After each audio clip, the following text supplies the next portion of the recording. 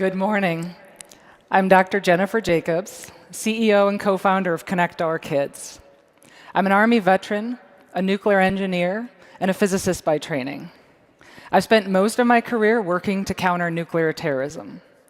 But 13 years ago, I read a Time magazine article about foster care, and I noticed a similarity in what foster care professionals needed to do to find families for the kids in their care, and what intelligence analysts do to find and track terrorist networks. It turned out, though, that while the national security space has multi-million-dollar infrastructure with advanced data search and management software, the foster care space has Post-it notes and Microsoft Excel. Youth who age out of care without any family face a difficult future. By age 26, over 80% have been incarcerated, homeless, victimized, or they are dead. So the status quo is not acceptable. This led me to co-found Connect Our Kids 7 years ago. Our tools were inspired by that national security software, but are designed by and for child welfare professionals to help keep kids connected to their people. Our tools are an interactive hub to help social workers uncover the family and connections a child already has. Sadly, the processes and procedures in child welfare are often set up to separate families, rather than to help bring them together in times of difficulty. Sometimes the agencies responsible for helping families stay together are actually called the division of children and families.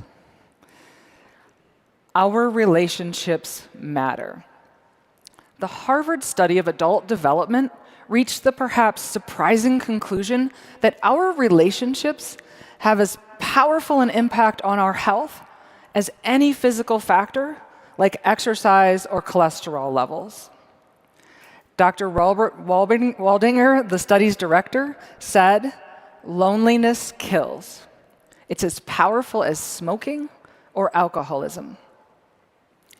I'd like you to take a moment to think about your relationships. Visualize the 5 most important people in your life right now. Maybe your partner, your kids, your parents, friends, or siblings. What would you give up if you had to keep them? If they disappeared from your life today, how long would you grieve?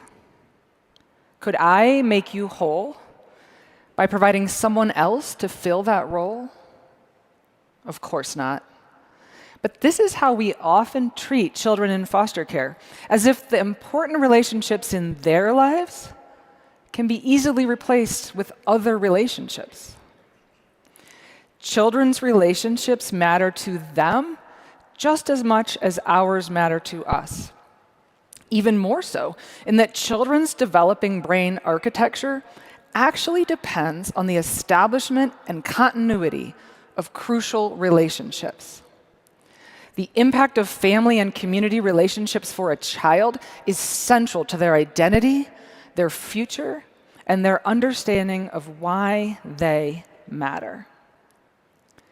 Dr. Robin Fivish's work on the connection between family stories and adolescent resilience and identity is particularly poignant for children experiencing foster care.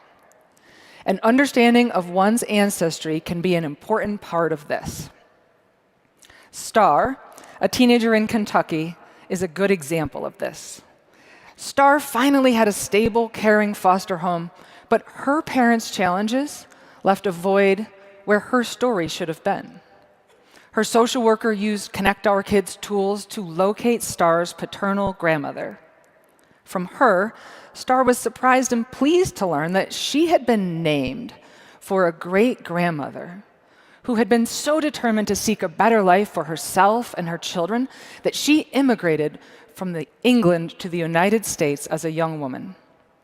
Star's foster parents recognized how important it was for her to know her own people and their stories, so they drove her to meet her grandmother and begin building a relationship with her.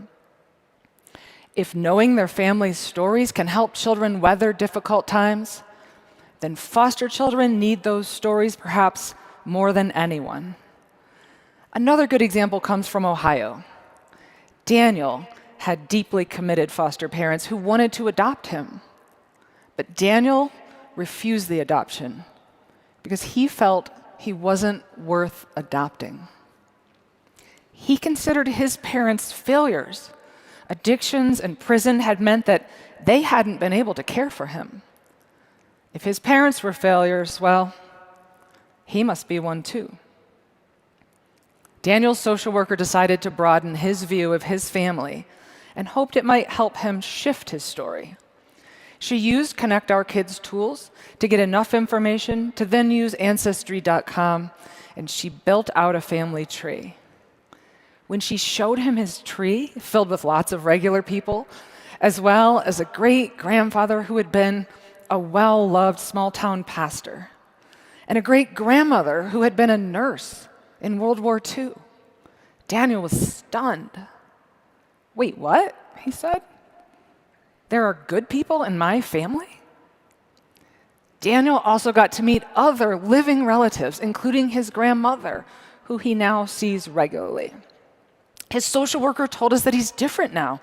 He stands straighter, smiles more, and he's become open to being adopted by his foster family because he knows better who he is. Research shows that foster children placed with supportive family do better than those who live with strangers. They experience less trauma, have fewer behavioral challenges, and are more likely to graduate from high school. Dr. Jody Keller-Koenig's work tells us that family stories not only build resilience, but that developing a complete narrative are actually important healing medicine for processing past or perhaps ongoing trauma. Who, what, when, and why did this happen to our family, and what is my role in it? The child wonders. Busy social workers often think that it's better or easier to keep details from a child, when in fact, research shows that the child desperately needs enough information to make some sense of what has happened. With kin, they have this opportunity to build fuller narratives, and through these to process the emotional trauma they are experiencing. If they can't be placed with family, their family relationships and narrative building must still be supported, just like Star's foster parents and Daniel's social worker did. So hundreds of thousands of children's futures depend on social workers' ability to connect them with their people and surround them with community. But we're asking overwhelmed social workers to do this job without the tools they need, like sewing without a needle. It's really hard. In genealogy, Family Search is a great example of the connectivity tools to do genealogical work effectively and efficiently. Similarly, Ancestry.com, MyHeritage, and others. In child welfare, Connect Our Kids builds the tools that can keep kids connected.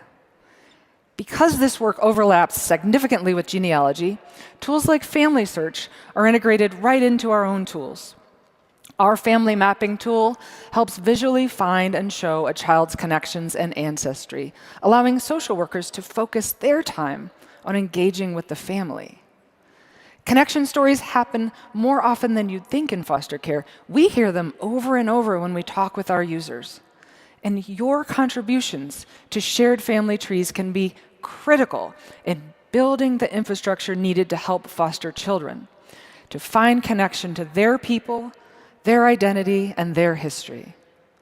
If this work speaks to you, we would love for you to join our outreach effort on social media or to reach out to us for a further conversation. The impact of your work in genealogy might just be much greater than you think. Thank you.